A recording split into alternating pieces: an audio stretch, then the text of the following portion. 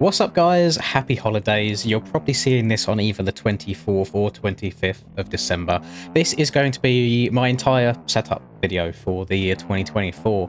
There's a couple changes from last one I done these at the very end / very beginning of the 22/23 year, and I can't see myself making any other changes to this. I'm very comfortable on it. It allows me to be very just smooth and consistent in the races. Lacks a little bit, I want to say, in terms of 1 lap pace for qualifying, but still, majority of races I'm able to get within a 1 or 2 second max of the top qualifying time, so it's good enough for me. If you're newer to the game, this is so close to what I learnt the game on in the first place, and really good place for you to start, and then you can fine tune it from this point if you need to.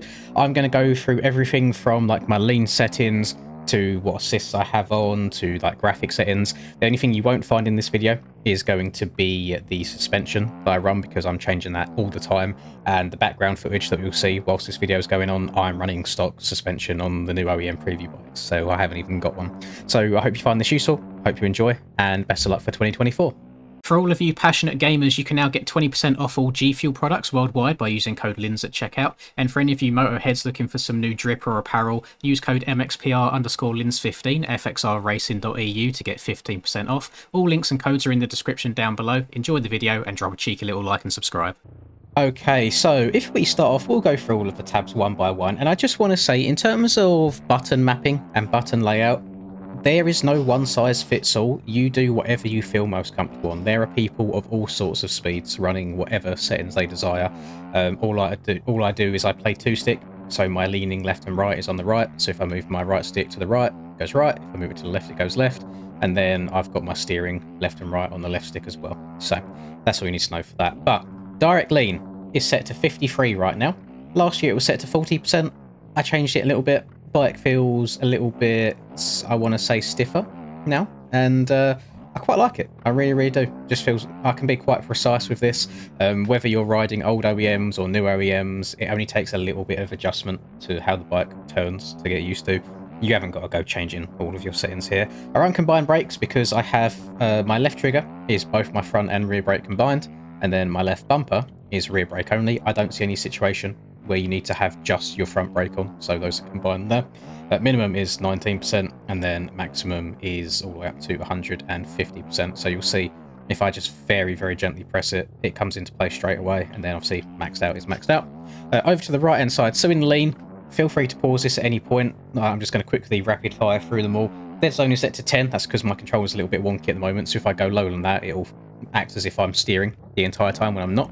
Linearity is 150. I have smooth pressed on, and then 60, 60, 91. These settings have never changed for me since day one. I just like them. End of. Throttle is set to 0% dead zone, because I feel like I've got pretty good throttle control. I don't really need any help in smoothing it out at all. Linearity set to 100. Smooth is on. Press is 30. Release is 10. Gain is 104.1. And I think if you was to practice anything on this game, especially if you're looking at kind of improving lap times or consistency overall, work on your throttle control, because throttle control is very important, especially when you move up to the big bikes in disciplines like Supercross. Very good to be able to gently roll on that throttle around bowl turns to be able to hit the big rhythm sections coming out of corners. Moving over to brake, this is front brake, I believe. I think this is all completely stock actually, so 0, 100, no smoothing, and then 0 press, 0 release, 121.4 gain. I don't believe that one there is stock, but it is still, it is what it is. Moving over to the rear brake, 0, 100, smoothing is on, because I don't really like locking up the rear brake at all in this game. I feel like it hinders you more than it helps. Press is 30, release is 10, gain again 121.4. Force feedback down here doesn't do anything, don't worry about it. Then down to the clutch, I have got, this is completely stock, 0, 0, smooth, 0, 100, 100. My clutch is a button, so it's just the circle button on my PlayStation controller. Some people might have it on a trigger, which then you'll have to mess around with your settings so you can slowly release it out. But for me, it's literally clutches in or clutches out. That's it. There's no in between at all. Rider forwards and back lean, so this is on my right stick, moving it forwards and back to get my rider to lean forwards over the bars or lean back off the back of the bike. We have got a 10 dead zone, again because of my wonky analog sticks. We have got linearity set to 100, smoothing is on. I believe this is all stock when you click smoothing here, so we've got 80, 80 and 100. and then I believe it's replicated the same for left and right. Oh no, a little change there. So dead zone on 10, linearity 100, no smoothing, and then 0, 0, 100. So that is everything on page number 1. We'll move over to input page number 2 here. This is all buttons. The only thing that I do in this game, which is completely up to you, is over here we have a sit option. So if I click down the right stick on my controller, that makes me sit down. However, this direct box here, if it has a cross through it, like this does right now, that means that the entire time that I'm holding down my right stick, I will be sat down. As soon as I let go of my right stick, I will stand up.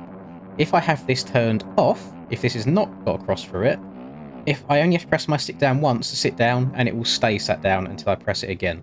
So this is personal preference. I just like having it to be direct, so I feel like I've got a little bit more control over it. That's just me. A lot of people don't run this. Input 3 is not important. This is all for like replay cameras and stuff. I've just got it mapped to buttons on my controller for ease. Over to graphics. I try and have everything maxed out as much as I can. Anti-aliasing like 16 times, everything maxed out. I play the game in 2K on borderless. Got all the shadows and such on. The only options I will ever really change if I'm having trouble with FPS is I will turn 3D grass off, and then I will turn the anti-aliasing down. The anti-aliasing on this game has a huge effect on FPS, so bear that in mind if you want to save some frames at all. Track screens I never usually have on anyway, because there's barely any tracks that have them. If you want an example, if you play the stock track Assen, you'll notice that you go down the start straight, you turn right in front of you there will be a screen kind of showing back the replay in game, so like as if you was being recorded IRL, you can see it back. That just turns that on and off. That does help with FPS quite a lot. Over to the miscellaneous tab here, this is just all volume and stuff. You have some quick chats if you want. I have chat off just so nobody says anything that gets me demonetized during streams. And then up here in the top right, this bandwidth is actually an important one. So if you're in an online lobby, if you find yourself again struggling for FPS, if you turn this down to like very low or low, it will only load in people that are really close to you. Whereas if you have it set to very high, it will load people in no matter where they are on the map. So good PCs, higher bandwidth is good.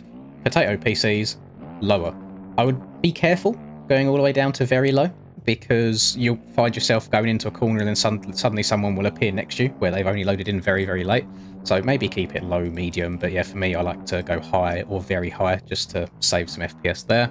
And then over to simulation, this is probably one of the more important ones. Questions I get asked all the time. My field of view is 115, 0 tilt, 31 pitch. I just feel comfortable. I don't like having tilt because I feel like I turn my head enough in real life anyway. I don't need it turning in game for me as well. I don't bother with any free look or corner anticipation at all, or lock to bike. What I do have is I have the HUD on, so that shows my gearing down in the bottom right when I'm playing the game. And then I have my show rider stand. That's more for people in videos, so they can see when I'm standing up or sitting down. Over to external view, this is all for third person stuff. I don't play third person, so this is all customizable to you. I'd recommend you mess about with that sort of thing if you do. And then for riding aids, a lot of people probably shun me for this, but it's just how I learnt the game. I just haven't bothered to change it. So shift help is essentially... Shift help means that you haven't got to pull the clutch in when you change gear. So if you're accelerating, you press the change up button and it will change up for you. There's a little bit of a delay when it does it because of that help. If you have this turned off and you use the clutch, you can change gears much quicker. However, I just try it like this, and I just like to time my gear shifts either when I'm in the air, when it doesn't matter if I lose a little bit of time, or if I'm hitting like a little braking bump, anything like that. So I just have that on because I come from MX Simulator, where you don't have to use the clutch either to change gear, so that just felt natural from me moving over from one game to another. Automatic clutch is when you come to a stop, your bike won't stall, it will pull the clutch in for you. So again, you haven't got to worry about the clutch at all there. And then I have brake help on. This is mostly because I feel like I've got very good throttle control with the right hand. Then the left hand, I don't have much control at all. I feel very heavy-handed. So I run brake help just to stop the back end locking up, really, just to help me brake that little bit, just that bit better, that bit smoother. The bike doesn't get quite as loose underneath me. And then I have the automatic tyres on, so when I go back to the pits, it gives me a fresh set of tyres, so I've not got to manually do it every time. I would advise against having lean help on, mostly because if you learn the game with it on, it's very hard to then get used to it when you turn it off. So throw yourself in at the deep end, leave it off. All this does is it means you can lean over as far as you want. There is no limits to how far you can lean the bike. So you can crash by leaning too far, but that just helps you kind of learn where the limits are. So definitely leave this off. Anything else, just mess around with, have some fun with it, and try and find what works best for you. So that is it. that is it for me. Those are all of my settings going into 2024. I hope you can try some of these out and enjoy them for yourself.